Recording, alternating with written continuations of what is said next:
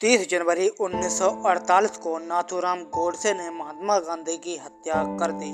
इसके बाद गोडसे को 15 नवंबर 1949 को फांसी की सजा दी गई। नाथूराम गोडसे के बारे में कहा जाता है कि महात्मा गांधी ही गोडसे के पहले प्रेरणा स्रोत थे।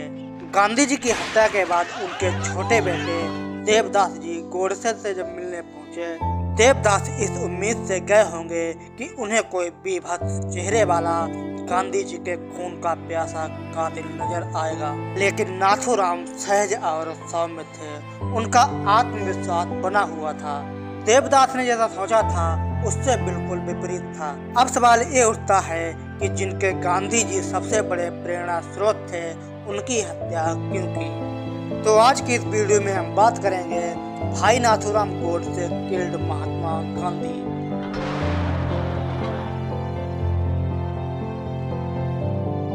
तीस जनवरी 1948 यही वो काला दिन था जिस दिन नाथूराम गोडसे ने राष्ट्रपिता महात्मा गांधी के सीने पर 3 गोलियां दागकर उनकी हत्या कर दी। इस हत्या में केवल नाथूराम गोडसे ही अकेले नहीं थे, बल्कि नारायण आमटे के अलावा 6 लोग और थे।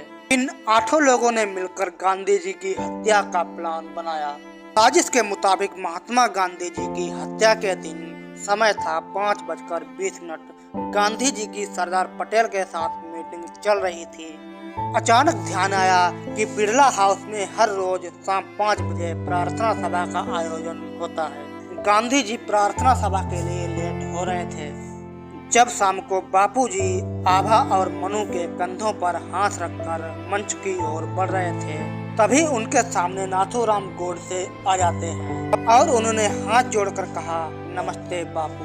नमस्ते बापू जी। गांधी जी के साथ चल रही मनु ने कहा कि भैया सामने से हट जाओ, बापू को जाने दो। बापू को पहले से ही देर हो चुकी है। भाई साहब, बापूजी को प्रार्थना सभा के लिए पहले से ही देर। और लेकिन गोडसे ने मनु की बात को नहीं माना और हाथ में छिपी छोटी पिस्टल से गांधी जी के सीने पर बाद 3 गोलियां दाग दी। 2 गोलियां तो बापूजी के शरीर से निकल गईं, लेकिन 1 गोली फंस गई। 78 साल के महात्मा गांधी का वहीं पर देहांत हो जाता है। बिरला हाउस में गांधी जी के शरीर को ढककर रखा गया था, लेकिन जब गांधी जी के सबसे छोटे बेटे देवदास पहुंचे तो उन्होंने बापू के शरीर से कपड़े को हटा दिया ताकि दुनिया शांति और अहिंसा के पुजारी के साथ हुई हिंसा को देख सके। 1 साल मुकदमा चलने के बाद शंकर किस्तैया, गोपाल गोडसे, मदन लाल पाहबा, दिगंबर बड़गे, नारायण आमटे, विनायक सावरकर, नाथूराम गोडसे, विष्णु प्रभाकर करकरे, कुल 8 लोगों को महात्मा गांधी जी की हत्या के साजिश में आरोपी ठहराया गया। दिगंबर बड़गे के सरकारी गवाह बनने के कारण उसे बरी कर दिया गया। सावरकर के खिलाफ कोई सबूत नहीं मिला। शंकर किस्तैया को निचली अदालत से आजीवन कारावास का हुक्म हुआ था, लेकिन बड़ी अदालत ने अपील करने पर उसकी सजा को माफ कर दिया और अंत में बचे 5 में से गोपाल गोडसे, मदन लाल पाहबा, विष्णु प्रभाकर करकरे को आजीवन कारावास हुआ और नाथूराम गोडसे, नारायण आमटे को फांसी की सजा दी गई। अब आइए बात कर लेते हैं कि नाथूराम गोडसे ने महात्मा गांधी की हत्या क्यों की। महात्मा गांधी की हत्या के बाद जब गांधी जी के छोटे बेटे देवदास नाथूराम गोडसे से मिलने पहुंचे तो गोडसे ने देवदास से कहा, मैं नाथूराम विनायक गोडसे हूँ, हिंदी अखबार हिंदू राष्ट्र का संपादक मैं वही था। आज तुमने अपने पिता को खोया है, मेरी वजह से तुमको दुख पहुँचा है। तुम पर और तुम्हारे परिवार पर जो दुख पहुँचा है, इससे मुझे बड़ा दुख है। कृपया मेरा यकीन कीजिए कि मैंने ये काम किसी व्यक्तिगत रंजिश के चलते नहीं किया है और ना ही कोई खराब भाव था।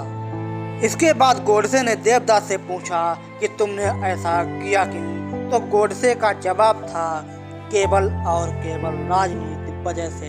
इसी के साथ गोडसे का महात्मा गांधी पर यह भी आरोप था कि उन्होंने पाकिस्तान निर्माण में मदद की है। गांधी जी का पहला आमरण आंदोलन चालू हुआ और पाकिस्तान को 55 करोड़ रुपए का भुगतान करने को कहा गया था।